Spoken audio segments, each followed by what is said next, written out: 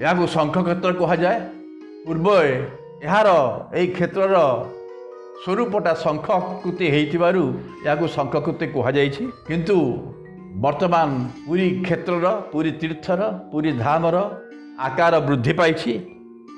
आगे थिला पुरी रे 7 साही 42 कंदी सीमा थिला 18 डला सीमा थिला नीलकंठ सीमा थिला लोकनाथ सीमा थिला मंगलाघाट यही सीमा भितरे आमर पुरी क्षेत्र विराजमान थिला किंतु वर्तमान यार आयतन वृद्धि पाई।